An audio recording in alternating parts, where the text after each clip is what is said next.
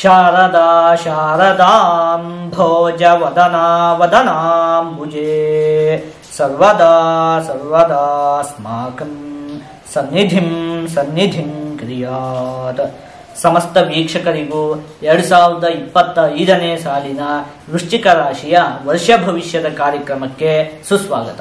ನಾವೀಗ ಮೊದಲಿಗೆ 2025ನೇ ಸಾಲಿನಲ್ಲಿ ಏನೇನು ನಡೆಯುತ್ತೆ ಅಂತ ಹೇಳಿ ಒಂದೊಂದಾಗೆ ನೋಡ್ತಾ ಹೋಗೋಣ. ಆದರೆ ಅದಕ್ಕಿಂತಲೂ ಮೊದಲು ನಾವು ಒಂದು ಕೆಲಸವನ್ನು ಮಾಡಿಕೊಡ್ಬೇಕಾಗತ್ತೆ. ಅದೇನು ಅಂತ ಹೇಳಿ ಆದ್ರೆ 2024ನೇ ಸಾಲಿನಲ್ಲಿ ಅಂದ್ರೆ ಹೋದ ವರ್ಷದಲ್ಲಿ ನಿಮಗೆ ಯಾವ ರೀತಿಯಾದಂತಹ ಫಲ ಪ್ರಾಪ್ತಿ ಆಯಿತು ಅಂತ ಹೇಳಿ ನಾವು ಮೊದಲು ನೋಡಿಕೊಳ್ಬೇಕಾಗತ್ತೆ.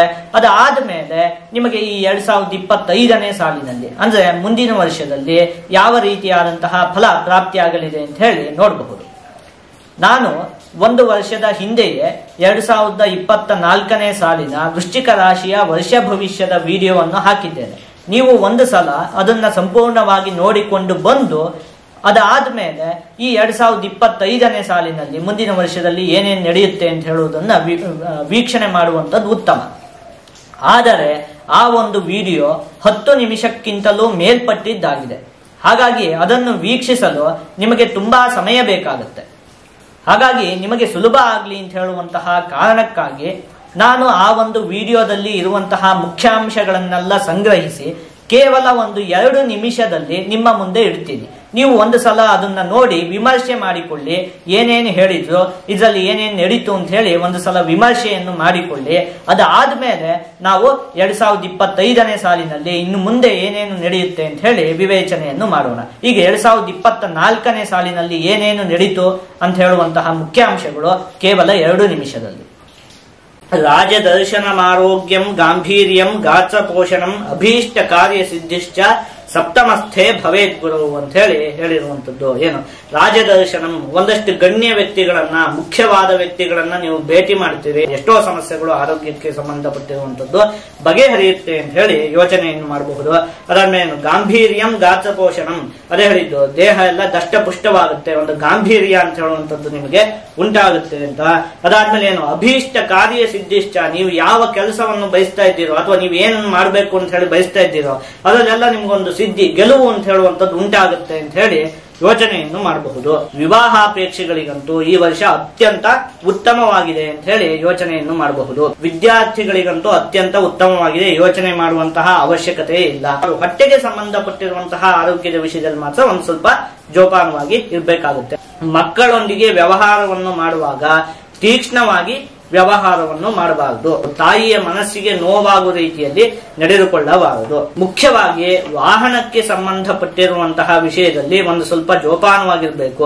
ಅಂದ್ರೆ ಈ ವಾಹನದಲ್ಲಿ ಹೋಗ್ತಾ ಇರುವಾಗ ಯಾವುದೋ ಒಂದು ಯಾವುದೋ ಪ್ರಾಣಿ ಅಡ್ಡ ಬರುವಂತದ್ದು ಇರಬಹುದು, ಇಂಥದ್ದೆಲ್ಲ ಆಗುವಂತಹ ಸಂಭವ ಅತಿ ಹೆಚ್ಚಾಗಿರುತ್ತೆ. ಯಾಕೆ ಅಂತ ಹೇಳಿ ಆದ್ರೆ ಚತುರ್ಥದಲ್ಲಿ ಶನಿಯ ಒಂದು ಸ್ಥಿತಿ ಇರುವಂತದ್ದು. ವಾಹನದ ವಿಷಯದಲ್ಲಿ ಮಾತ್ರ ಅತ್ಯಂತ ಜೋಪಾನವಾಗಿ ಇರಬೇಕಾಗುತ್ತೆ. ಇದನ್ನು ನೋಡಿದಂತಹ ಸಂದರ್ಭದಲ್ಲಿ 2024ನೇ ಸಾಲಿನಲ್ಲಿ ಮೊದಲ ಒಂದು 4 ತಿಂಗಳು ಅಂತ ಹೇಳುವಂತದ್ದು ನಿಮಗೆ ಒಂದು ಸ್ವಲ್ಪ ಕಷ್ಟ ಅಂತ ಹೇಳುವಂತದ್ದು ಉಂಟಾಯಿತು. ಅದಾದ್ಮೇಲೆ ನಿಮಗೆ ಅನೇಕ ವಿಷಯದಲ್ಲಿ ಅಭಿವೃದ್ಧಿ ಅನ್ನುವಂಥದ್ದು ಕೂಡ ಉಂಟಾಯಿತು ಅಂತ ಹೇಳಿ ಯೋಚನೆಯನ್ನು ಮಾಡಬಹುದು. ಇದಿಷ್ಟು ಕೂಡ 2024ನೇ ಸಾಲಿನಲ್ಲಿ ನಿಮಗೆ ಏನೇನು ಆಯಿತು ಅಂತ ಹೇಳಿ ನಾವು ಯೋಚನೆಯನ್ನು ಮಾಡಿದ್ದು, ಈಗ ಆಗಿ ಹೋಗಿದ್ದಂತಹ ವಿಷಯ. ಈಗ ಇನ್ನು ಮುಂದೆ ಏನೇನಾಗುತ್ತೆ 2025ನೇ ಸಾಲಿನಲ್ಲಿ ನಿಮಗೆ ಏನೇನು ಫಲಪ್ರಾಪ್ತಿ ಆಗುತ್ತೆ ಅಂತ ಹೇಳಿ ವಿವೇಚನೆಯನ್ನು ಮಾಡ್ತಾ ಹೋಗೋಣ. ಮೊದಲನೇದಾಗಿ ಈ ವರ್ಷದ ಒಂದು 5ನೇ ತಿಂಗಳಿನವರೆಗೂ ಕೂಡ ನಿಮಗೆ ಅತ್ಯಂತವಾಗಿ ಅಭಿವೃದ್ಧಿ ಎನ್ನುವಂಥದ್ದು ಉಂಟಾಗುತ್ತೆ. ನಾವು ಒಂದು ವರ್ಷದ ಭವಿಷ್ಯವನ್ನು ಅವಲೋಕನ ಮಾಡುವಂತಹ ಸಂದರ್ಭದಲ್ಲಿ ಪ್ರಮುಖವಾಗಿ 4 ಗ್ರಹಗಳನ್ನು ಗಣನೆಗೆ ತೆಗೆದುಕೊಳ್ತೀವಿ. ರಾಹುಗ್ರಹ, ಕೇತುಗ್ರಹ, ಶನಿಗ್ರಹ ಮತ್ತೆ ಬೃಹಸ್ಪತಿ ಗ್ರಹ. ಇದರಲ್ಲಿ ಈ ವರ್ಷದ 5ನೇ ತಿಂಗಳವರೆಗೂ ಕೂಡ ಬೃಹಸ್ಪತಿ ಗ್ರಹ ಮತ್ತೆ ರಾಹುಗ್ರಹ ನಿಮಗೆ ಅತ್ಯಂತ ಉತ್ತಮವಾಗಿ ಸ್ಥಿತವಾಗಿರುತ್ತೆ. ಹಾಗಾಗಿ 5ನೇ ತಿಂಗಳವರೆಗೂ ಕೂಡ ನಿಮಗೆ ಅತ್ಯಂತ ಉತ್ತಮವಾದ ಫಲ ಅಂತ ಹೇಳುವಂಥದ್ದು ಪ್ರಾಪ್ತಿಯಾಗುತ್ತೆ. ಈಗ ಇದನ್ನೆಲ್ಲ ಒಟ್ಟುಗೂಡಿಸಿ ಒಂದೇ ವಾಕ್ಯದಲ್ಲಿ ಹೇಳಬೇಕು ಅಂತ ಹೇಳಿ ಆದ್ರೆ ಒಂದು ವರ್ಷದಲ್ಲಿ ಒಟ್ಟು 12 ತಿಂಗಳಿರುತ್ತೆ. ಅದರಲ್ಲಿ ನಿಮಗೆ ಮೊದಲ ಒಂದು 5 ತಿಂಗಳು ಅಂತ ಹೇಳುವಂಥದ್ದು ಎಲ್ಲಾ ವಿಚಾರದಲ್ಲಿಯೂ ಕೂಡ ಅಭಿವೃದ್ಧಿ ಅನ್ನುವಂಥದ್ದು ಉಂಟಾಗುತ್ತೆ. ಇನ್ನು ಉಳಿದಂತಹ 7 ತಿಂಗಳು ಒಂದು ಸ್ವಲ್ಪ ಮಧ್ಯಮವಾಗಿದೆ ಅಂತ ಹೇಳಿ ಹೇಳಬಹುದು. ಈಗ ನಾವು ಈ ಮೊದಲ ಒಂದು 5 ತಿಂಗಳು ಏನೇನು ಫಲಪ್ರಾಪ್ತಿ ಆಗುತ್ತೆ ಅಂತ ಹೇಳಿ ಒಂದೊಂದಾಗಿ ನೋಡ್ತಾ ಹೋಗೋಣ. ಈ ವರ್ಷದ 5ನೇ ತಿಂಗಳವರೆಗೂ ಕೂಡ ಬೃಹಸ್ಪತಿ ಗ್ರಹ ನಿಮಗೆ ಸಪ್ತಮ ಭಾವದಲ್ಲಿ ಸ್ಥಿರವಾಗಿರುತ್ತೆ. ಹಾಗಾಗಿ ವಿವಾಹಾಪೇಕ್ಷಿಗಳಿಗೆ ಅತ್ಯಂತ ಉತ್ತಮವಾಗಿದೆ. ಅಂದ್ರೆ ಏನೋ ನೀವು ಹುಡುಗಿಯನ್ನು ಹುಡುಕ್ತಾ ಇರ್ತೀರಿ, ಆದ್ರೂ ಕೂಡ ಹುಡುಗಿ ಇನ್ನೂ ಕೂಡ ಸಿಕ್ಕೇ ಇರುವುದಿಲ್ಲ, ಈ ರೀತಿಯಾದಂತಹ ಸಮಸ್ಯೆಗಳೆಲ್ಲ ಇದ್ದಂತಹ ಪಕ್ಷದಲ್ಲಿ ಈ ವರ್ಷದ 5ನೇ ತಿಂಗಳವರೆಗೂ ಕೂಡ ವಿವಾಹಕ್ಕೆ ಅವಕಾಶ ಇದೆ. ಒಂದು ಸ್ವಲ್ಪ ಪ್ರಯತ್ನ ಪಡಿ, ಅದೆಲ್ಲ ನಡೆದು ಹೋಗುತ್ತೆ. ಇನ್ನು ಮನಸ್ಸಿಗೆ ಸಂತೋಷ ಅಂತ ಹೇಳುವಂಥದ್ದು ಪ್ರಾಪ್ತಿಯಾಗುತ್ತೆ. ನೀವು ಮಾಡುವಂತಹ ಕೆಲಸ ಕಾರ್ಯಗಳಲ್ಲಿ ನಿಮ್ಮ ಪತ್ನಿಯ ಒಂದು ಸಹಾಯ ಅಂತ ಹೇಳುವಂಥದ್ದು ಪ್ರಾಪ್ತಿಯಾಗುತ್ತೆ. ವಿದ್ಯಾರ್ಥಿಗಳಿಗಂತೂ ಅತ್ಯಂತ ಉತ್ತಮವಾಗಿದೆ. ಇನ್ನು ನೀವು ಆದಷ್ಟು ತೀರ್ಥಕ್ಷೇತ್ರಗಳ ದರ್ಶನವನ್ನು ಮಾಡುವಂಥದ್ದು, ತೀರ್ಥಯಾತ್ರೆಯನ್ನು ಮಾಡುವಂಥದ್ದು, ಇಂತಹ ವಿಚಾರದಲ್ಲಿ ನಿಮಗೆ ಆಸಕ್ತಿ ಉಂಟಾಗುತ್ತೆ. ಮುಖ್ಯವಾಗಿ ನಿಮ್ಮ ನಡತೆಗೆ ಪ್ರಶಂಸೆ ಪ್ರಾಪ್ತಿಯಾಗುತ್ತೆ. ಅಂದ್ರೆ ಈ ವ್ಯಕ್ತಿ ತುಂಬಾ ಒಳ್ಳೆಯವನಪ್ಪ, ಅಥವಾ ಈ ವ್ಯಕ್ತಿ ತುಂಬಾ ಪ್ರಾಮಾಣಿಕ, ಈ ರೀತಿಯಾಗಿ ನಿಮ್ಮ ಒಂದು ನಡವಳಿಕೆಗೆ ಪ್ರಶಂಸೆ ಅಂತ ಹೇಳುವಂಥದ್ದು ಪ್ರಾಪ್ತಿಯಾಗುತ್ತೆ. ಇದಿಷ್ಟು ಕೂಡ 5ನೇ ತಿಂಗಳವರೆಗೂ ಕೂಡ ನಿಮಗೆ ಈ ಎಲ್ಲ ಉತ್ತಮ ಫಲ ಅಂತ ಹೇಳುವಂಥದ್ದು ಪ್ರಾಪ್ತಿಯಾಗುತ್ತೆ. ಯಾಕೆಂದ್ರೆ ಬೃಹಸ್ಪತಿ ಗ್ರಹ ಸಪ್ತಮ ಭಾವದಲ್ಲಿ ಸ್ಥಿರವಾಗಿರುತ್ತಲ್ಲ, ಹಾಗಾಗಿ. ಇನ್ನು ಕೇತು ಗ್ರಹ ನಿಮಗೆ ಈ ವರ್ಷದ 5ನೇ ತಿಂಗಳವರೆಗೂ ಕೂಡ ಏಕಾದಶ ಭಾವದಲ್ಲಿ ಸ್ಥಿರವಾಗಿರುತ್ತೆ. ಹಾಗಾಗಿ ಕೇತು ಗ್ರಹದಿಂದಲೂ ಕೂಡ ನಿಮಗೆ ಅತ್ಯಂತ ಉತ್ತಮವಾದ ಫಲ ಅಂತ ಹೇಳುವಂಥದ್ದು ಪ್ರಾಪ್ತಿಯಾಗುತ್ತೆ. ಮುಖ್ಯವಾಗಿ ಕೃಷಿಕರಿಗೆ, ಅಂದ್ರೆ ಕೃಷಿ ಕೆಲಸವನ್ನು ಮಾಡುವವರಿಗೆ ಲಾಭ ಅಂತ ಹೇಳುವಂಥದ್ದು ಉಂಟಾಗುತ್ತೆ. ಇನ್ನು ನೀವು ಮಾಡುವಂತಹ ಕೆಲಸ ಕಾರ್ಯಗಳಲ್ಲಿ ಹಿರಿಯ ವ್ಯಕ್ತಿಗಳ ಒಂದು ಸಹಾಯ ಪ್ರಾಪ್ತಿಯಾಗುತ್ತೆ. ಅಂದ್ರೆ ನಿಮ್ಮ ತಂದೆ ಆಗಿರಬಹುದು, ಅಜ್ಜ ಆಗಿರಬಹುದು, ಒಟ್ಟಲ್ಲಿ ನಿಮ್ಮ ಮನೆಯಲ್ಲಿ ಇರುವಂತಹ ಹಿರಿಯ ವ್ಯಕ್ತಿಗಳ ಒಂದು ಸಹಾಯ ಅಂತ ಹೇಳುವಂಥದ್ದು ನಿಮಗೆ ಪ್ರಾಪ್ತಿಯಾಗುತ್ತೆ. ಈಗ ಇದನ್ನೆಲ್ಲ ಒಟ್ಟುಗೂಡಿಸಿ ಹೇಳಬೇಕು ಅಂತ ಹೇಳಿ ಆದ್ರೆ ಈ ವರ್ಷದ 5ನೇ ತಿಂಗಳವರೆಗೂ ಕೂಡ ನಿಮ್ಗೆ ಎಲ್ಲಾ ವಿಚಾರದಲ್ಲಿಯೂ ಕೂಡ ಅಭಿವೃದ್ಧಿ ಅನ್ನುವಂಥದ್ದು ಉಂಟಾಗುತ್ತೆ. ಏನು ಕೂಡ ಯೋಚನೆ ಮಾಡುವಂತಹ ಅವಶ್ಯಕತೆ ಇಲ್ಲ. ಆದ್ರೆ ಈ 5ನೇ ತಿಂಗಳು ಆದ್ಮೇಲೆ ಉಳಿದಂತಹ ಒಂದು 7 ತಿಂಗಳಲ್ಲಿ ನೀವು ಕೆಲವೊಂದು ವಿಚಾರದಲ್ಲಿ ಒಂದು ಸ್ವಲ್ಪ ಜೋಪಾನವಾಗಿರ್ಬೇಕಾಗುತ್ತೆ.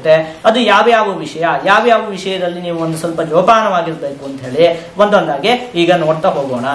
ಮೊದಲನೇದಾಗಿ ಈ ವರ್ಷದ ಮಾರ್ಚ್ 29ನೇ ತಾರೀಖಿನಂದು ಶನಿ ಗ್ರಹ ಮೀನ ರಾಶಿಗೆ ಪ್ರವೇಶವನ್ನು ಮಾಡುತ್ತೆ. ಆಯ್ತಾ, ಇಲ್ಲಿವರೆಗೆ ನಿಮಗೆ ಚತುರ್ಥ ಭಾವದಲ್ಲಿ ಶನಿ ಗ್ರಹದ ಸ್ಥಿತಿ ಇದ್ದಿದ್ದು, ಈ ಮಾರ್ಚ್ 29ನೇ ತಾರೀಕು ಆದ್ಮೇಲೆ ಅದು ಪಂಚಮ ಭಾವಕ್ಕೆ ಪ್ರವೇಶವನ್ನು ಮಾಡುತ್ತೆ. ಅಲ್ಲಿಂದ ನಿಮಗೆ ಪಂಚಮ ಶನಿ ಅಂತ ಹೇಳುವಂಥದ್ದು ಉಂಟಾಗುತ್ತೆ. ಆದ್ರೂ ಕೂಡ ನೀವು 5ನೇ ತಿಂಗಳವರೆಗೂ ಕೂಡ ಹೆದರುವಂತಹ ಅವಶ್ಯಕತೆ ಇಲ್ಲ. ಪಂಚಮ ಶನಿ ಅಂತ ಹೇಳುವಂಥದ್ದು ಆರಂಭ ಆದ್ರೂ ಕೂಡ ಈ ಬೃಹಸ್ಪತಿ ಗ್ರಹ ಎಲ್ಲ ಅತ್ಯಂತ ಬಲಿಷ್ಠವಾಗಿರೋದ್ರಿಂದಾಗಿ ನಿಮಗೆ ಅಷ್ಟೊಂದು ಕಷ್ಟದ ಅನುಭವ ಅಂತ ಹೇಳುವಂಥದ್ದು 5ನೇ ತಿಂಗಳವರೆಗೂ ಕೂಡ ಉಂಟಾಗುವುದಿಲ್ಲ. ಈಗ ನಿಮ್ಮ ಮನಸ್ಸಲ್ಲಿ ಒಂದು ಸಂಶಯ ಮೂಡುವುದಕ್ಕೆ ಅವಕಾಶ ಇದೆ. ಸರಿ, ನೀವು ಹೇಳಿದಾಗೆ 5ನೇ ತಿಂಗಳವರೆಗೂ ಕೂಡ ಅಷ್ಟೊಂದೇನು ಸಮಸ್ಯೆ ಉಂಟಾಗದೇ ಇರಬಹುದು. ಆದ್ರೆ ಈ ಪಂಚಮ ಶನಿ ಶುರುವಾಗಿರುತ್ತಲ್ಲ, 5ನೇ ತಿಂಗಳಾದ್ಮೇಲೆ ಈ ಬೃಹಸ್ಪತಿ ಗ್ರಹವೂ ಕೂಡ ಏನು ಅಷ್ಟೊಂದು ಉತ್ತಮವಾಗಿರೋದಿಲ್ಲ. ಹಾಗಾಗಿ ಯಾವ ಗ್ರಹವೂ ಕೂಡ ಅಷ್ಟೊಂದು ಉತ್ತಮವಾಗದೇ ಇರೋದ್ರಿಂದಾಗಿ ಅಲ್ಲಿಂದ ನಮಗೆ ಈ ಪಂಚಮ ಶನಿಯಿಂದೆಲ್ಲ ಅತ್ಯಂತ ಕಷ್ಟ ಉಂಟಾಗುವುದಕ್ಕೆ ಸಂಭವ ಇದೆಯಲ್ಲ. 5ನೇ ತಿಂಗಳಾದ್ಮೇಲೆ ನಮ್ಮ ಪರಿಸ್ಥಿತಿ ಸಂಪೂರ್ಣವಾಗಿ ಮುಗಿದು ಹೋಯಿತು, ನಾವು ಒಂದು ರೀತಿ ಮುಳುಗಿ ಹೋದ ಹಾಗೆ ಅಂತ ಹೇಳಿ ನಿಮಗೆ ಅನಿಸಬಹುದು. ನಿಮ್ಮ ಮನಸ್ಸಲ್ಲಿ ಒಂದು ಹೆದರಿಕೆ ಅಂತ ಹೇಳುವಂಥದ್ದು ಉಂಟಾಗಬಹುದು. ಆದರೆ ನೀವು ಹೆದರಿಕೊಳ್ಳುವಂತಹ ಅವಶ್ಯಕತೆ ಇಲ್ಲ. ಯಾಕೆ ಅಂತ ಹೇಳಿ ಆದ್ರೆ ಗ್ರಹಗಳಿಗೆ ನಮ್ಮ ಮೇಲೆ ಯಾವುದೇ ದ್ವೇಷ ಅಂತ ಹೇಳುವಂಥದ್ದಾಗ್ಲಿ ಅಥವಾ ಪ್ರೀತಿ ಅಂತ ಹೇಳುವಂಥದ್ದು ಇರುವುದಿಲ್ಲ. ಅಂದ್ರೆ ಈ ವ್ಯಕ್ತಿ ಕಂಡ್ರೆ ನಂಗೆ ತುಂಬಾ ಪ್ರೀತಿಯಪ್ಪ, ಇವನಿಗೆ ಒಳ್ಳೇದ್ ಮಾಡ್ಬಿಡೋಣ, ಅಥವಾ ಈ ವ್ಯಕ್ತಿ ಕಂಡ್ರೆ ನಂಗೊಂದು ಸ್ವಲ್ಪ ಆಗೋದಿಲ್ಲ, ಹಾಗಾಗಿ ಇವನಿಗೆ ಸಿಕ್ಕಾಪಟ್ಟೆ ಕೆಟ್ಟದ್ ಮಾಡೋಣ ಅಂತ ಹೇಳುವಂತ ಭಾವನೆ ಗ್ರಹಗಳಿಗೆ ಯಾವತ್ತೂ ಇರುವುದಿಲ್ಲ. ಹಾಗಾದ್ರೆ ಅವುಗಳು ಫಲವನ್ನು ಕೊಡ್ತಾವಲ್ಲ, ಹೇಗೆ ಅಂತ ಹೇಳಿ ಆದ್ರೆ ಅವುಗಳು ಫಲವನ್ನು ನೀಡುವಂಥದ್ದು ನಮ್ಮ ಕರ್ಮವನ್ನು ಆಧರಿಸಿ. ಅಂದ್ರೆ ನಾವು ಈ ಹಿಂದೆ 4 ಜನಕ್ಕೆ ಒಳ್ಳೇದ್ ಮಾಡಿದ್ರೆ ಅವು ಒಳ್ಳೆಯ ಸ್ಥಾನದಲ್ಲಿ ಸ್ಥಿರವಾದಂತಹ ಸಂದರ್ಭದಲ್ಲಿ ನಮಗೆ ಉತ್ತಮವಾದ ಫಲವನ್ನು ಕೊಡ್ತವೆ. ಹಾಗೆ ನಾವು 4 ಜನಕ್ಕೆ ಕೆಟ್ಟದ್ ಮಾಡಿದ್ವಿ, ತುಂಬಾ ಜನಗಳಿಗೆ ತೊಂದರೆ ಕೊಟ್ಟಿದ್ವಿ, ಅನ್ಯಾಯ ಮಾಡಿದ್ವಿ ಅಂತ ಹೇಳಿ ಆದ ಸಂದರ್ಭದಲ್ಲಿ ಆ ಗ್ರಹಗಳು ಕೆಟ್ಟ ಸ್ಥಾನದಲ್ಲಿ ಸ್ಥಿರವಾದಂತಹ ಸಂದರ್ಭದಲ್ಲಿ ನಮಗೆ ಕೆಟ್ಟ ಫಲವನ್ನು ಕೊಡ್ತವೆ. ಆಯ್ತಾ, ಇದು ತಾತ್ಪರ್ಯ. ಅಲ್ಲಿಗೆ ಏನಾಗುತ್ತೆ, ಈಗ ಶನಿ ಗ್ರಹ ಪಂಚಮ ಭಾವದಲ್ಲಿ ಸ್ಥಿರವಾಗಿರುವಂತದ್ದು ಉತ್ತಮ ಅಲ್ಲ. ಆದ್ರೆ ನೀವೇನು ಸಿಕ್ಕಾಪಟ್ಟೆ ನಾವು ಮುಳುಗೇ ಹೋದ್ವಿ ಅಂತ ಹೇಳುವ ಹಾಗೆ ಹೆದರಿಕೊಳ್ಳುವಂತಹ ಅವಶ್ಯಕತೆ ಇಲ್ವೇ ಇಲ್ಲ. ಯಾಕೆ ಅಂತ ಹೇಳಿ ಆದ್ರೆ ನೀವು ಈ ಹಿಂದೆ 4 ಜನಕ್ಕೆ ಒಳ್ಳೇದ್ ಮಾಡಿದ್ರಿ, 4 ಜನಕ್ಕೆ ಸಹಾಯ ಮಾಡಿದ್ರಿ, ಯಾರಿಗೂ ಅನ್ಯಾಯ ಮಾಡಿಲ್ಲ, ಧಾರ್ಮಿಕವಾಗಿ ಬದುಕಿದ್ರಿ ಅಂತ ಹೇಳಿ ಆದ ಪಕ್ಷದಲ್ಲಿ ನೀವೇನು ಕೂಡ ಹೆದರಿಕೊಳ್ಳುವಂತಹ ಅವಶ್ಯಕತೆನೇ ಇಲ್ಲ. ನಿಮ್ಮ ಕರ್ಮಕ್ಕೆ ಫಲ ಪ್ರಾಪ್ತಿ ಆಗುತ್ತೆ. ನೀವು ಕೆಟ್ಟದ್ ಮಾಡಿಲ್ಲ ಅಂತ ಹೇಳಿ ಆದ್ಮೇಲೆ ನಿಮ್ಗೆ ಎಲ್ಲಿಂದ ಕೆಟ್ಟದಾಗೋದಕ್ಕೆ ಅವಕಾಶ ಇದೆ ಅಲ್ವಾ? ಅದೇ 4 ಜನಕ್ಕೆ ಸಹಾಯ ಮಾಡಿದ್ರಿ, ಈ ಹಿಂದೆ ಒಳ್ಳೆ ರೀತಿಯಿಂದ ನಡ್ಕೊಂಡಿದ್ರಿ ಅಂತ ಹೇಳಿ ಆದ ಪಕ್ಷದಲ್ಲಿ ನಿಮಗೆ ದೊಡ್ಡ ಮಟ್ಟದ ಸಮಸ್ಯೆ ಅಂತ ಹೇಳುವಂಥದ್ದು ಉಂಟಾಗುವುದಿಲ್ಲ. ಆದ್ರೆ ದೊಡ್ಡ ಮಟ್ಟದ ಸಮಸ್ಯೆ ಅನ್ನುವಂಥದ್ದು ಉಂಟಾಗುತ್ತೆ ಯಾವಾಗ ಅಂತ ಹೇಳಿ ಆದ್ರೆ ನೀವು 4 ಜನಕ್ಕೆ ಅನ್ಯಾಯ ಮಾಡಿದ್ರೆ, ನೀವು 4 ಜನಕ್ಕೆ ತೊಂದರೆ ಕೊಟ್ಟಿದ್ರೆ, ನೀವು ಅಧಾರ್ಮಿಕವಾಗಿ ಏನಾದರೂ ನಡೆದುಕೊಂಡಿದ್ರೆ ನಿಮಗೆ ನಿಶ್ಚಯವಾಗಿಯೂ ದೊಡ್ಡ ಮಟ್ಟದ ಸಮಸ್ಯೆ ಅನ್ನುವಂಥದ್ದು ಉಂಟಾಗುತ್ತೆ, ಅನುಮಾನವೇ ಇಲ್ಲ. ಆದರೆ ನೀವು ಆ ರೀತಿ ಮಾಡಿಲ್ಲ ಅಂತ ಹೇಳಿ ಆದ ಪಕ್ಷದಲ್ಲಿ ನೀವು ಹೆದರಿಕೊಳ್ಳುವಂತಹ ಅವಶ್ಯಕತೆ ಇಲ್ಲ. ಆಯ್ತಾ? ಮನುಷ್ಯ ಎಷ್ಟೇ ಒಳ್ಳೆಯವನಾಗಿದ್ರು ಕೂಡ ಏನೋ ಸಣ್ಣ ಪುಟ್ಟ ತಪ್ಪುಗಳು ನಡೆದಿರುತ್ತೆ. ಹಾಗಾಗಿ ನಿಮ್ಗೆ ಏನ್ ಸಮಸ್ಯೆನೇ ಉಂಟಾಗುದಿಲ್ಲ ಅಂತ ಹೇಳಿ ನಾನು ಹೇಳ್ತಾ ಇಲ್ಲ. ಅದಕ್ಕೆ ಫಲ ಸಿಗುತ್ತೆ. ಏನೋ ಸಣ್ಣ ಪುಟ್ಟ ಸಮಸ್ಯೆಗಳು ಉಂಟಾಗುವುದಕ್ಕೆ ಅವಕಾಶ ಇದೆ ನೀವು ಧಾರ್ಮಿಕವಾಗಿ ನಡ್ಕೊಂಡಿದ್ದಂತಹ ಪಕ್ಷದಲ್ಲಿ. ಯಾವುದೇ ದೊಡ್ಡ ಮಟ್ಟದ ಸಮಸ್ಯೆ ಅಂತ ಹೇಳುವಂತದ್ದು ಉಂಟಾಗುವುದಿಲ್ಲ. ಹಾಗಾಗಿ ಒಟ್ಟಲ್ಲಿ ಏನು ಗೊತ್ತಾ ತಾತ್ಪರ್ಯ, ನೀವು ಅದಕ್ಕೆ ಹೆದರಿಕೊಳ್ಳುವಂತಹ ಅವಶ್ಯಕತೆ ಇಲ್ಲ. ಈಗ ಶನಿ ಪಂಚಮ ಭಾವದಲ್ಲಿ ಸ್ಥಿತವಾದಂತಹ ಸಂದರ್ಭದಲ್ಲಿ ಏನ್ ಹೇಳಿದರೆ, ಯಾವ ವಿಚಾರದಲ್ಲಿ ಒಂದ್ ಸ್ವಲ್ಪ ಜೋಪಾನವಾಗಿರ್ಬೇಕು ಅದನ್ನ ನೋಡ್ತಾ ಹೋಗೋಣ. ನಿಜಾತ್ಮಜ ವಿಯೋಗೋರ್ಕಾತ್ಮಜೇ ಪುತ್ರಗೆ ಅಂತ ಹೇಳಿರುವಂತದ್ದು. ಅಂದ್ರೆ ಮಕ್ಕಳೊಂದಿಗೆ ಒಂದು ಸ್ವಲ್ಪ ವೈಮನಸ್ಯಗಳು ಉಂಟಾಗುವುದಕ್ಕೆ ಅವಕಾಶ ಇರುತ್ತೆ. ಮಕ್ಕಳೊಂದಿಗೆ ಆದಷ್ಟು ತಾಳ್ಮೆಯಿಂದ ವ್ಯವಹಾರವನ್ನು ಮಾಡಿ. ಈ ವಿಚಾರದಲ್ಲಿ ಒಂದು ಸ್ವಲ್ಪ ಜೋಪಾನವಾಗಿರಿ. ಇನ್ನು ವಿದ್ಯಾರ್ಥಿಗಳು ಓದಿನ ಕಡೆಗೆ ಅತಿ ಹೆಚ್ಚು ಗಮನವನ್ನು ಕೊಡಬೇಕಾಗತ್ತೆ ಪಂಚಮ ಶನಿ ನಡೀತಿರುವಂತಹ ಸಂದರ್ಭದಲ್ಲಿ. ಅಂದ್ರೆ ಪುಸ್ತಕ ತೆಗೆದುಕೊಳ್ಳೆ ಇದೆಲ್ಲ ಯಾರಿಗ್ ಬೇಕಪ್ಪ, ಇದು ದೊಡ್ಡ ರಗ್ಳೆ, ಇದನ್ನೆಲ್ಲ ಮುಚ್ಚಿಟ್ಟು ಹೋಗ್ಬಿಡೋಣ ಅಂತ ಹೇಳಿ ಅನ್ಸುತ್ತೆ. ಹಂಗೆಲ್ಲ ಮಾಡುವ ಹಾಗಿಲ್ಲ. ಓದಿನ ಕಡೆಗೆ ನೀವು ಅತಿ ಹೆಚ್ಚು ಗಮನವನ್ನು ಕೊಡಬೇಕಾಗುತ್ತೆ ವಿದ್ಯಾರ್ಥಿಗಳು. ಇನ್ನು ಮುಖ್ಯವಾಗಿ ಏನು ಗೊತ್ತಾ, ಪಂಚಮ ಶನಿ ನಡೆಯುವಾಗ ಮನಸ್ಸನ್ನು ನೀವು ಹತೋಟಿಯಲ್ಲಿ ಇಟ್ಕೊಳ್ಬೇಕು. ಮನಸ್ಸು ಅತ್ಯಂತ ಚಂಚಲವಾಗುತ್ತೆ. ಅಂದ್ರೆ 5 ನಿಮಿಷಕ್ಕೆ ನೀವು ಒಂದೊಂದು ಯೋಚನೆಯನ್ನು ಮಾಡ್ತಾ ಇರ್ತೀರಿ. ಈಗ ಒಂದು ಯೋಚನೆಯನ್ನು ಮಾಡ್ತೀರಿ, ಈ ರೀತಿಯಾಗಿ ಮಾಡೋಣ ಅಂತ ಹೇಳಿ, ಇನ್ನೊಂದು 5 ನಿಮಿಷಕ್ಕೆ ಆ ಯೋಚನೆಯನ್ನು ಬದಲಾಯಿಸ್ಬಿಡ್ತೀರಿ. ಆ ರೀತಿ ಮಾಡಬಾರ್ದು. ನಿಮ್ಮ ಮನಸ್ಸನ್ನು ನೀವು ದೃಢವಾಗಿ ಇಟ್ಕೊಳ್ಬೇಕು. ನಿಮ್ಮ ಮನಸ್ಸಿನ ಮೇಲೆ ನಿಮಗೆ ಹತೋಟಿ ಅಂತ ಹೇಳುವಂಥದ್ದು ಇರಬೇಕು.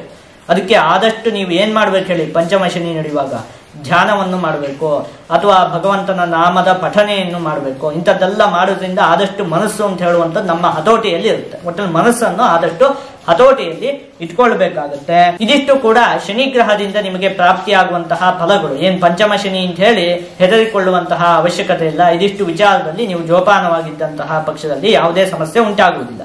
ಇನ್ನೊಂದಿದೆಯಲ್ಲ, 5ನೇ ತಿಂಗಳವರೆಗೂ ಕೂಡ ಬೃಹಸ್ಪತಿ ಗ್ರಹದಿಂದ ಉತ್ತಮವಾದ ಫಲ ಪ್ರಾಪ್ತಿಯಾಗುತ್ತೆ. ಆದ್ರೆ ಅದಾದ್ಮೇಲೆ ಅದು ಅಷ್ಟಮ ಭಾವಕ್ಕೆ ಹೋಗುತ್ತೆ. ಅಲ್ಲಿಂದ ಯಾವ ವಿಚಾರದಲ್ಲಿ ಜೋಪಾನವಾಗಿರ್ಬೇಕು ಅದನ್ನ ನೋಡ್ತಾ ಹೋಗೋಣ. ಚೋರಾಗ್ನಿ ನೃಪಭೀತಿಶ್ಚ ಗಾತ್ರ ಗಾಂಭೀರ್ಯ ನಾಶನಂ ನಿಷ್ಠೂರಂ ಸಾಹಸಂ ಕ್ರೋಧಂ ಅಷ್ಟಮಸ್ಥೆ ಗುರೌ ಭವೇತ್ ಅಂತ ಹೇಳಿರುವಂಥದ್ದು. ಅಂದ್ರೆ ಮುಖ್ಯವಾಗಿ ಒಂದಷ್ಟು ವಸ್ತುಗಳು ಕಳೆದು ಹೋಗುವುದಕ್ಕೆ ಅವಕಾಶ ಇರುತ್ತೆ, ಅಮೂಲ್ಯವಾದ ವಸ್ತುಗಳು. ಆಯ್ತಾ? ಹಾಗಾಗಿ ನೀವು ಏನ್ ಮಾಡ್ಬೇಕು, ಎಲ್ಲಾದ್ರೂ ಯಾವುದಾದ್ರೂ ಅಮೂಲ್ಯವಾದ ವಸ್ತುಗಳನ್ನು ತೆಗೆದುಕೊಂಡು ಹೋಗಿದ್ದಂತಹ ಪಕ್ಷದಲ್ಲಿ, ಈಗ ಹೊರಗಡೆ ಹೋಗ್ತಾ ಇರ್ತೀರಿ, ಫೋನ್ ಅನ್ನ ತಗೊಂಡು ಹೋಗಿರ್ತೀರಿ, ಅಥವಾ ಇನ್ನೊಂದು ಯಾವುದೋ ಒಂದು ಅಮೂಲ್ಯವಾದ ವಸ್ತುಗಳನ್ನೆಲ್ಲ ತಗೊಂಡು ಹೋಗಿರ್ತೀರಿ, ಅದ್ರ ಬಗ್ಗೆ ನಿಮ್ಮ ಗಮನ ಅಂತ ಹೇಳುವಂಥದ್ದು ಇರಬೇಕು. ಅದನ್ನೆಲ್ಲೋ ಇಟ್ಟು ಬರುವುದಾಗ್ಲಿ ಅಥವಾ ಅದು ಕಳೆದು ಹೋಗುವುದಾಗ್ಲಿ ಆಗುವುದಕ್ಕೆ ಅತ್ಯಂತವಾಗಿ ಅವಕಾಶ ಅಂತ ಹೇಳುವಂಥದ್ದಿದೆ. ಹಾಗಾಗಿ ಆ ವಿಚಾರದಲ್ಲಿ ನೀವು ಜೋಪಾನವಾಗಿರ್ಬೇಕಾಗತ್ತೆ. ಇನ್ನು ಅಗ್ನಿಯೊಂದಿಗೆ ಕೆಲಸವನ್ನು ಮಾಡುವಂತಹ ಸಂದರ್ಭದಲ್ಲಿ, ಅಂದ್ರೆ ನೀವು ಅಡುಗೆಯನ್ನು ಮಾಡುವಂಥದ್ದು ಇರಬಹುದು, ಅಂತಹ ಸಂದರ್ಭದಲ್ಲೆಲ್ಲ ಒಟ್ಟಲ್ಲಿ ಬೆಂಕಿಯ ಜೊತೆಗೆ ಕೆಲಸವನ್ನು ಮಾಡುವಂತಹ ಸಂದರ್ಭದಲ್ಲಿ ಒಂದು ಸ್ವಲ್ಪ ಜೋಪಾನವಾಗಿರ್ಬೇಕಾಗತ್ತೆ. ಇನ್ನು ಮೇಲಧಿಕಾರಿಗಳ ಜೊತೆಗೆ ಕೆಲಸ ಮಾಡುವಂತಹ ಸ್ಥಳದಲ್ಲಿ ಆದಷ್ಟು ನೀವು ತಾಳ್ಮೆಯಿಂದ ವ್ಯವಹಾರವನ್ನು ಮಾಡಬೇಕಾಗುತ್ತೆ. ಗಾತ್ರ ಗಾಂಭೀರ್ಯ ನಾಶನಂ, ಮುಖ್ಯವಾಗಿ ಆರೋಗ್ಯಕ್ಕೆ ಸಂಬಂಧಪಟ್ಟಿರುವಂತಹ ವಿಚಾರದಲ್ಲಿ ಒಂದು ಸ್ವಲ್ಪ ಮಟ್ಟಿಗೆ ಸಮಸ್ಯೆಗಳು ಉಂಟಾಗುವುದಕ್ಕೆ ಅವಕಾಶ ಇರುತ್ತೆ. ಏನು ಹೆದರಿಕೊಂಡು ಬಿಡುವುದು ಬೇಡ. ಏನ್ ಮಾಡ್ಬೇಕು ನೀವು ಅದನ್ನ ನಾನು ಹೇಳ್ತೀನಿ. ನಾನು ಹೇಳಿದಾಗ ನೀವು ಮಾಡಿದಂತಹ ಪಕ್ಷದಲ್ಲಿ ನಿಮ್ಗೆ ಯಾವುದೇ ಸಮಸ್ಯೆ ಅಂತ ಹೇಳುವಂಥದ್ದು ಉಂಟಾಗುವುದಿಲ್ಲ. ಏನ್ ಹೇಳಿದ್ದಾರೆ, ಆರೋಗ್ಯಕ್ಕೆ ಸಂಬಂಧಪಟ್ಟಿರುವಂತಹ ವಿಚಾರದಲ್ಲಿ ಒಂದಷ್ಟು ಸಮಸ್ಯೆ ಉಂಟಾಗುವುದಕ್ಕೆ ಅವಕಾಶ ಇದೆ ಅಂತ ಹೇಳಿದ್ದಾರೆ. ಹಾಗಾದ್ರೆ ನೀವು ಯಾವ ರೀತಿಯಾಗಿ ನಡ್ಕೊಳ್ಬೇಕು, ಮೊದಲನೇದಾಗಿ ನೀವು ಸರಿಯಾದ ಸಮಯಕ್ಕೆ ಊಟವನ್ನು ಮಾಡಬೇಕು. ಆಯ್ತಾ? ಇನ್ನು ಈ ಹಿಂದಿನಿಂದಲೂ ನಿಮಗೆ ಯಾವುದಾದ್ರೂ ಅನಾರೋಗ್ಯದ ಸಮಸ್ಯೆಗಳು ಬಾಧಿಸುತ್ತಿದ್ದಂತಹ ಪಕ್ಷದಲ್ಲಿ ನಿಮಗೆ ಹೇಳಿರ್ತಾರೆ ಯಾರು, ವೈದ್ಯರು, ಈ ರೀತಿಯಾಗಿ ಈ ಸಮಯಕ್ಕೆ ಈ ಔಷಧಿಯನ್ನು ತೆಗೆದುಕೊಳ್ಬೇಕು ಅಂತ ಹೇಳಿರ್ತಾರಲ್ವಾ, ಅವರು ವೈದ್ಯರಿಂದ ಏನೇನು ಸಲಹೆಗಳು ನಿಮಗೆ ಪ್ರಾಪ್ತಿಯಾಗಿರುತ್ತೋ ಅದೇ ರೀತಿಯಾಗಿ ನೀವು ನಡೆದುಕೊಳ್ಬೇಕು. ಇನ್ನೊಂದು, ನೀವು ದುಶ್ಚಟಗಳು ಏನಾದ್ರೂ ಇದ್ರೆ ಈ ವರ್ಷದಲ್ಲಿ ಬಿಟ್ಟೇ ಬಿಡಬೇಕು. ಮದ್ಯಪಾನವನ್ನು ಮಾಡುವಂಥದ್ದಾಗ್ಲಿ ಅಥವಾ ಧೂಮಪಾನವನ್ನು ಮಾಡುವಂಥದ್ದಾಗ್ಲಿ, ಇದೇ ಮೊದಲಾದಂತಹ ದುಶ್ಚಟಗಳು ಏನಾದ್ರೂ ನಿಮಗೆ ಇದ್ದಂತಹ ಪಕ್ಷದಲ್ಲಿ ನೀವು ಅದನ್ನ ಸಂಪೂರ್ಣವಾಗಿ ಬಿಡಬೇಕು. ನಾನು ಹೇಳ್ತಾ ಇದ್ದೀನಿ. ಯಾಕೆ ಅಂತ ಹೇಳಿ ಆದ್ರೆ, ನೀವು ಧಾರ್ಮಿಕವಾಗಿ ನಡ್ಕೊಂಡ್ರೆ ನಿಮ್ಗೆ ಯಾವುದೇ ಸಮಸ್ಯೆ ಉಂಟಾಗುವುದಿಲ್ಲ, ಇಲ್ಲದ್ರೆ ಸಮಸ್ಯೆ ಉಂಟಾಗುತ್ತೆ. ಆಯ್ತಾ? ನೀವೇ ಯೋಚನೆ ಮಾಡ್ಕೊಳ್ಳಿ ಯಾವ ರೀತಿಯಾಗಿ ನಡೆದುಕೊಳ್ಬೇಕು ಅಂತ. ಇನ್ನು ನಿಷ್ಠೂರ, ಒಂದಷ್ಟು ಸುಮ್ಮನೆ ಏನೋ ನಿಷ್ಠೂರಗಳು ಉಂಟಾಗುವಂಥದ್ದು ಇರಬಹುದು. ಕ್ರೋಧ, ಈ ವರ್ಷದಲ್ಲಿ ನಿಮಗೆ ಕೋಪ ಅಂತ ಹೇಳುವಂಥದ್ದು ಅತಿ ಹೆಚ್ಚಾಗಿ ಬಾಧಿಸುತ್ತೆ. ಹಾಗಾಗಿ ಆದಷ್ಟು ತಾಳ್ಮೆಯಿಂದ ಇರಬೇಕು. ಇದೇ ಹೇಳಿ ಬೃಹಸ್ಪತಿ ಗ್ರಹ ಅಷ್ಟಮ ಭಾವದಲ್ಲಿ ಸ್ಥಿತವಾಗಿರುವುದರಿಂದಾಗಿ ಪ್ರಾಪ್ತವಾಗುವಂತಹ ಫಲಗಳು ಈ ವಿಚಾರಗಳಲ್ಲಿ ನೀವು ಒಂದು ಸ್ವಲ್ಪ ಜೋಪಾನವಾಗಿ ಇರಬೇಕಾಗುತ್ತೆ. ಇನ್ನು ರಾಹುಗ್ರಹ ಚತುರ್ಥ ಭಾವ ಮತ್ತೆ ಕೇತು ಗ್ರಹ ನಿಮಗೆ ದಶಮ ಭಾವದಲ್ಲಿ ಸ್ಥಿತವಾಗಿದೆ. ಹಾಗಾಗಿ ಮುಖ್ಯವಾಗಿ ತಂದೆ ತಾಯಿಯ ಮಾತುಗಳನ್ನು ನೀವು ಗೌರವಿಸಬೇಕು. ಏನೋ ತಾಯಿ ಏನೋ ಮಾತು ಹೇಳಿದ್ರೆ ಅದನ್ನ ಕೇಳದೇ ಇರುವಂಥದ್ದು, ಅಥವಾ ತಂದೆ ಏನೋ ಹೇಳಿದಾಗ ಅದಕ್ಕೆ ಎದುರಾಗಿ ಮಾತನಾಡುವಂಥದ್ದು, ಇಂಥದ್ದನ್ನೆಲ್ಲ ಮಾಡಬಾರದು.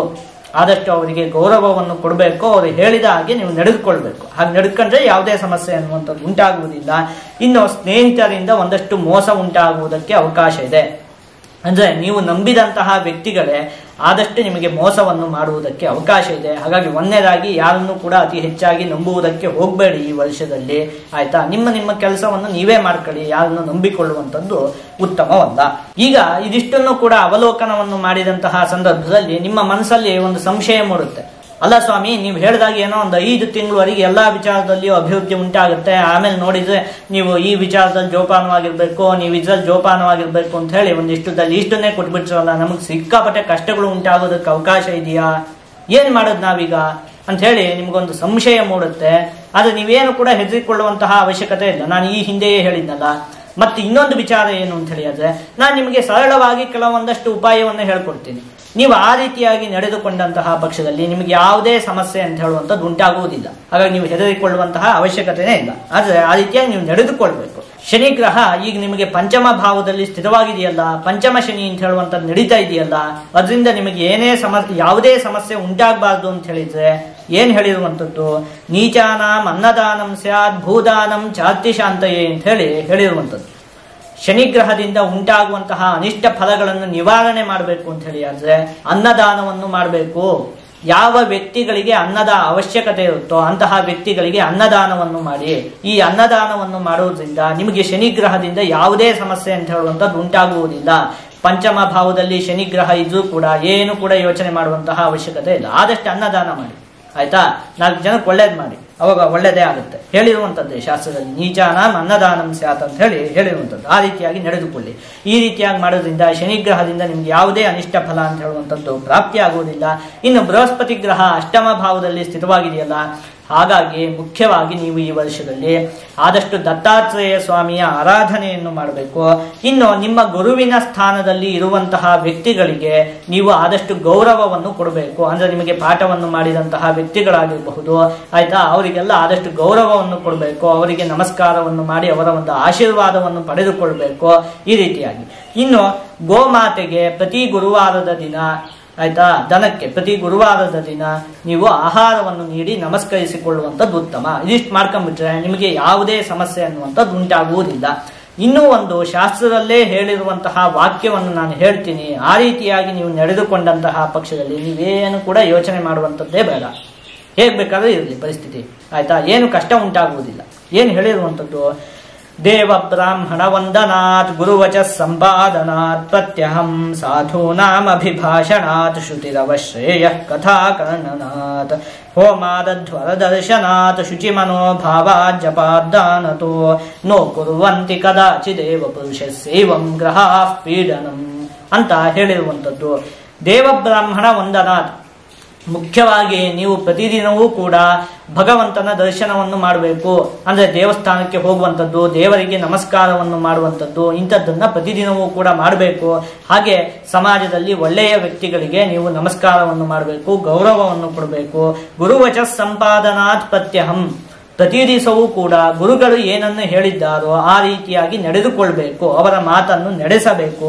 ಸಾಧೂನಾಂ ಅಭಿಭಾಷಣಾತ್, ಅದೇ ಹೇಳಿದ್ದು, ಸಜ್ಜನರ ಒಂದು ಸಂಘವನ್ನು ಮಾಡಬೇಕು, ಅವರಿಗೆ ಗೌರವವನ್ನು ಕೊಡಬೇಕು. ಶ್ರುತಿರವ ಶ್ರೇಯ ಕಥಾಕರ್ಣನಾಥ್, ಆದಷ್ಟು ಪುರಾಣಗಳ ಕಥೆಗಳನ್ನು ಕೇಳುವಂಥದ್ದು, ಭಗವಂತನಿಗೆ ಸಂಬಂಧಪಟ್ಟಿರುವಂತಹ ಕಥೆಗಳನ್ನು ಕೇಳುವಂಥದ್ದು, ಒಳ್ಳೆಯ ವಿಷಯಗಳನ್ನು ಕೇಳುವಂಥದ್ದು, ಈ ರೀತಿಯಾಗಿದ್ದನ್ನು ಪ್ರತಿದಿನವೂ ಕೂಡ ರೂಢಿಯಲ್ಲಿ ಇಟ್ಟುಕೊಳ್ಳಬೇಕು. ಹೋಮಾದಧ್ವರ ದರ್ಶನಾಥ್, ಅಂದ್ರೆ ಹೋಮಗಳನ್ನು ಮಾಡಿಸುವಂಥದ್ದು, ಅಂದ್ರೆ ಆದಷ್ಟು ಧಾರ್ಮಿಕ ಕಾರ್ಯಗಳನ್ನು ಮಾಡಿಸುವಂಥದ್ದು. ನಿಮ್ಮ ಕೈಯಲ್ಲಿ ಶಕ್ತಿ ಇದೆ ಅಂತ ಹೇಳಿ ಆದ್ರೆ ಹೋಮ ಹವನಗಳು ಇತ್ಯಾದಿ ಧಾರ್ಮಿಕ ಕಾರ್ಯಗಳನ್ನು ಮಾಡಿಸುವಂಥದ್ದು ಉತ್ತಮ. ಇಲ್ಲದೇ ಇದ್ರೆ ಎಲ್ಲಾದ್ರೂ ಹೋಮಗಳು ನಡೀತಾ ಇದೆ ಅಂತ ಹೇಳಿ ಆದ ಪಕ್ಷದಲ್ಲಿ ಅಲ್ಲಿಗೆ ನಿಮ್ಮ ಕೈಯಿಂದ ಏನು ಸೇವೆ ಮಾಡುವುದಕ್ಕಾಗುತ್ತೋ ಅಂತಹ ಸೇವೆಯನ್ನು ಮಾಡುವಂಥದ್ದು. ಮುಖ್ಯವಾಗಿ ಏನು ಗೊತ್ತಾ, ಶುಚಿ ಮನೋಭಾವ. ಯಾವಾಗ್ಲೂ ಕೂಡ ಮನುಷ್ಯ ಶುದ್ಧವಾದಂತಹ ಮನಸ್ಸನ್ನು ಇಟ್ಕೊಂಡಿರ್ಬೇಕು. ಅಂದ್ರೆ ಮನಸ್ಸಲ್ಲಿ 4 ಜನಕ್ಕೆ ಒಳ್ಳೇದಾಗ್ಲಪ್ಪ ಅಂತ ಹೇಳಿ ಯಾವಾಗ್ಲೂ ಯೋಚನೆಯನ್ನು ಮಾಡಬೇಕು. ಅವರಿಗೆ ಸಮಸ್ಯೆ ಉಂಟಾಗ್ಲಿ, ಇವರಿಗೆ ಈ ರೀತಿ ಆಗ್ಲಿ ಅಂತ ಹೇಳಿ ಯಾವತ್ತೂ ಕೂಡ ಯೋಚನೆಯನ್ನು ಮಾಡಬಾರ್ದು. ಶುಚಿಯಾದಂತಹ ಮನಸ್ಸನ್ನು ಇಟ್ಕೊಂಡಿರ್ಬೇಕು. ಇನ್ನು ದಾನತಃ, ಯಾವ ವ್ಯಕ್ತಿಗೆ ಏನು ಅವಶ್ಯಕತೆ ಇದೆಯೋ ಅದನ್ನ ದಾನವನ್ನು ಕೊಡುವಂಥದ್ದು. ಸಮಾಜದಲ್ಲಿ ಉತ್ತಮವಾದ ವ್ಯಕ್ತಿಗಳಿಗೆ ಯಾವುದಾದ್ರೂ ವಸ್ತುವಿನ ಅವಶ್ಯಕತೆ ಇದೆ ಅದನ್ನ ದಾನವನ್ನು ಕೊಡುವಂಥದ್ದು. ಇನ್ನು ನೋ ಕೊರುವಂತಿ ಕದಾಚ, ಈ ರೀತಿಯಾಗಿ ನೀವು ಒಂದು ವೇಳೆ ನಡೆದುಕೊಂಡಂತಹ ಪಕ್ಷದಲ್ಲಿ, ಅಂದ್ರೆ ಇಷ್ಟು ನೀವು ಧಾರ್ಮಿಕವಾಗಿ ನಡೆದುಕೊಳ್ಬೇಕು, ಆ ರೀತಿಯಾಗಿ ನಡೆದುಕೊಂಡಂತಹ ಪಕ್ಷದಲ್ಲಿ ಏನ್ ಹೇಳಿರುವಂಥದ್ದು, ನೋ ಕೊರುವಂತಿ ಕದಾಚಿದೇವ ಪುರುಷ ಸೇವಂ ಗ್ರಹಾಃ ಪೀಡನಂ. ಈ ರೀತಿಯಾಗಿ ಒಬ್ಬ ವ್ಯಕ್ತಿ ನಡೆದುಕೊಂಡ ಅಂತ ಹೇಳಿ ಆದ ಪಕ್ಷದಲ್ಲಿ ಅವನಿಗೆ ಗ್ರಹಗಳು ಏನು ಕೂಡ ಸಮಸ್ಯೆಯನ್ನು ಉಂಟು ಮಾಡುವುದಿಲ್ಲ ಅಂತ ಹೇಳಿ ಹೇಳಿರುವಂಥದ್ದು. ಶನಿ ಗ್ರಹ ಬೇಕಾದ್ರೆ ಪಂಚಮ ಭಾವದಲ್ಲಿ ಇರಲಿ, ಪಂಚಮ ಶನಿನೇ ನಡೀತಾ ಇರಲಿ. ಬೃಹಸ್ಪತಿ ಗ್ರಹ ಬೇಕಾದ್ರೆ ಅಷ್ಟಮ ಭಾವದಲ್ಲಿ ಇರಲಿ. ಇನ್ನು ರಾಹುಗ್ರಹ ಚತುರ್ಥ ಭಾವದಲ್ಲಿ, ಕೇತು ಗ್ರಹ ಬೇಕಾದ್ರೂ ದಶಮ ಭಾವದಲ್ಲಿ ಇರಲಿ. ಈ ರೀತಿಯಾಗಿ ಒಂದೇ ಒಂದು ಗ್ರಹದ ಅನುಗ್ರಹ ಇಲ್ಲ ಅಂತ ಹೇಳಿ ಆದ ಪಕ್ಷದಲ್ಲಿಯೂ ಕೂಡ ಯಾವುದಾದ್ರೂ ಒಬ್ಬ ವ್ಯಕ್ತಿ ಈ ರೀತಿಯಾಗಿ ಧಾರ್ಮಿಕವಾಗಿ ನಡೆದುಕೊಂಡಂತಹ ಪಕ್ಷದಲ್ಲಿ ಅವನಿಗೆ ಆ ಗ್ರಹಗಳಿಂದ ಯಾವುದೇ ಅನಿಷ್ಟ ಫಲಗಳು ಪ್ರಾಪ್ತಿಯಾಗುವುದಿಲ್ಲ ಅಂತ ಹೇಳಿ ಶಾಸ್ತ್ರದಲ್ಲೇ ಹೇಳಿರುವಂಥದ್ದು. ಶಾಸ್ತ್ರಗಳ ವಾಕ್ಯ ಯಾವತ್ತೂ ಕೂಡ ತಪ್ಪಾಗುವುದಕ್ಕೆ ಅವಕಾಶವೇ ಇಲ್ಲ. ಹಾಗಾಗಿ ನೀವು ಆದಷ್ಟು ಈ ರೀತಿಯಾಗಿ ಧಾರ್ಮಿಕವಾಗಿ ನಡೆದುಕೊಳ್ಳಿ. ಹೆದರಿಕೊಳ್ಳುವಂತಹ ಅವಶ್ಯಕತೆ ಇಲ್ಲವೇ ಇಲ್ಲ. ಯಾಕೆ ಹೆದರಿಕೊಳ್ಳುವಂತಹ ಅವಶ್ಯಕತೆ ಇಲ್ಲ ಅಂತ ಹೇಳಿದ್ರೆ, ಶನಿಗ್ರಹ ಪಂಚಮ ಭಾವದಲ್ಲಿ ಸ್ಥಿತವಾದವಾಗ ಪಂಚಮ ಶನಿ ನಡೆಯುತ್ತೆ, ಕಷ್ಟ ಉಂಟಾಗುತ್ತೆ. ಅಥವಾ ಬೃಹಸ್ಪತಿ ಗ್ರಹ ಅಷ್ಟಮ ಭಾವದಲ್ಲಿ ಸ್ಥಿತವಾದವಾಗ ನಮಗೆ ಕಷ್ಟ ಉಂಟಾಗುತ್ತೆ. ಇದೆಲ್ಲ ಹೌದು. ಎಲ್ಲಿಂದ ನಮಗೆ ಗೊತ್ತಾಯಿತು? ಇದೆಲ್ಲ ಅನುಭವದಲ್ಲೂ ಇದೆ. ಆದ್ರೆ ನಮ್ಗೆ ಎಲ್ಲಿಂದ ಗೊತ್ತಾಯ್ತು ಇದೆಲ್ಲ ಶಾಸ್ತ್ರಗಳಿಂದ ನಮಗೆ ಗೊತ್ತಾಯಿತು ಅಲ್ವಾ? ಇದನ್ನೆಲ್ಲ ಹೇಳಿರುವಂಥದ್ದು ಆ ಶಾಸ್ತ್ರಗಳೇ. ಆದ್ರೆ ಅಲ್ಲೇ ಇನ್ನೊಂದನ್ನು ಹೇಳಿದ್ದಾರೆ. ಏನು? ಈಗ ಹೇಳಿದ್ನಲ್ಲ, ಇದು ಈ ರೀತಿಯಾಗಿ ನಡ್ಕೊಂಡ್ರೆ ನಿಮ್ಗೆ ಯಾವುದೇ ಸಮಸ್ಯೆ ಉಂಟಾಗುವುದಿಲ್ಲ ಅಂತ ಹೇಳಿ ಅದೇ ಶಾಸ್ತ್ರವೇ ಹೇಳ್ತಾ ಇದೆಯಲ್ಲ. ಮತ್ತೆ ಯಾಕೆ ಹೆದರಿಕೊಳ್ಳುವಂಥದ್ದು? ಈ ರೀತಿಯಾಗಿ ಆದಷ್ಟು ನೀವು ಧಾರ್ಮಿಕವಾಗಿ ನಡೆದುಕೊಳ್ಳಿ. ಈ ಹಿಂದೆಯೇ ಯೋಚನೆ ಮಾಡಿದಂತೆ ಆದಷ್ಟು ನೀವು ಈ ವರ್ಷದಲ್ಲಿ ದತ್ತಾತ್ರೇಯ ಸ್ವಾಮಿಯ ಆರಾಧನೆಯನ್ನು ಮಾಡಿ ಮತ್ತೆ ಈ ರೀತಿಯಾಗಿ ಧಾರ್ಮಿಕವಾಗಿ ನಡೆದುಕೊಳ್ಳಿ. ಅದರಿಂದ ನಿಮಗೆ ಯಾವುದೇ ಅಶುಭ ಫಲ ಅಂತ ಹೇಳುವಂಥದ್ದು ಪ್ರಾಪ್ತಿ ಆಗುವುದಿಲ್ಲ. ಎಲ್ಲ ಶುಭ ಫಲಗಳು ಕೂಡ ಪ್ರಾಪ್ತಿ ಆಗುತ್ತೆ.